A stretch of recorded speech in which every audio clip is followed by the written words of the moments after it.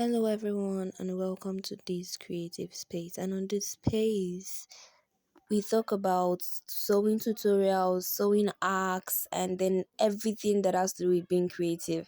It goes beyond just sewing, just being creative. So, if you want to know more about my page, you just check through it and then you see whatever happens in it. So, today we're going to be learning how to cut this bubu gown. And if you're a girly like me that wants a boo boo but not boo boo, I don't know if you get it. That kind of boo boo that is not too big, just okay, just minimal. So that was what I wanted. So this is 2 yard. This fabric is 2 yard. What I did was I just removed that English mouth. I don't know, that's what we call it over here. So and then I measured 10 inch. I measured 10 inch from the shoulder to I measured 10 inch. Yes. And then I went down, I measured 11. My bust is I think 33. So if I were to divide it, or if I were to divide it by 4, I was supposed to get like 7 point something. So I just made it of 11. Like I said, I want it to be big but not that big. That's what I'm making use of. That's why I'm adding just 4 inch allowance. So you can see from that from the 10 inches I measured, I connected it to the 11 inches, my bust measurement, and then I just joined it together to get me that angle. Now, one of the best way to get a curve without a curve rule is to make sure you measure it, getting the angle first, and then you'll be able to create the curve perfectly without using a curve rule. You can see it becomes much more easier. I am not saying if you have this sewing materials you should not make use of them. But if you don't, we just have to improvise, like I will always say. So what I did was I kept measuring 11, or should I say I didn't really measure. I used my eye. This is more like a freehand sketch. So I went down. Yes, I kept going down. I kept using my eye to measure to ensure that I didn't increase the width. I didn't increase it. I just kept going down and going down and going down. Please, if you have not clicked the subscribe button, what are you waiting for? Like, what are you waiting for? Just tap on that button right now. Let's learn. Let's keep learning together. Nobody's an island. Yes. So I measured my length and then I got my length measurements. Yes, so you can see I added 2 inches allowance for hemming and joining. So I made use of a ruler to just get a straight line. And then I continued cutting. I cut down to the place I marked, and then I cut the place I marked out. I cut the place I marked out. You can see me cutting it out. Please, if you have not subscribed, do click the subscribe button. Click the subscribe button. Yeah, so you can see it's already giving you that boo vibes now, but not really big like that. So what I did was I now it's time to cut out my neck. I just measured 3.5. I didn't want a wide neck, and then I went in by I think 1.5.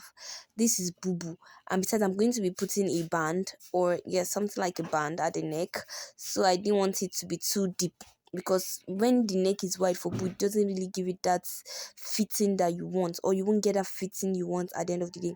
So I removed this English mouse. Besides, I didn't even add it to my measurement. That's for the 10 inches. You can see I already chalked that place that I was going to cut it out. So you can see this is what I am having right now. And then what I did was to separate the fronts from the back, because they are going to be having different necklines. So I separated it, and then it's time to cut for the front. Now here's what I did.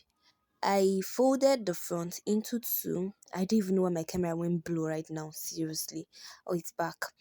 I folded the fabric into two, as you can see me doing. Don't mind me. Yes, you can see. I folded it into two equal parts. I joined it together to make sure everything's equal. And then I went in by 6 inch. 6 inch from my shoulder. So I marked that point, and then I connected the points so that I will be able to I will know the points from the middle part.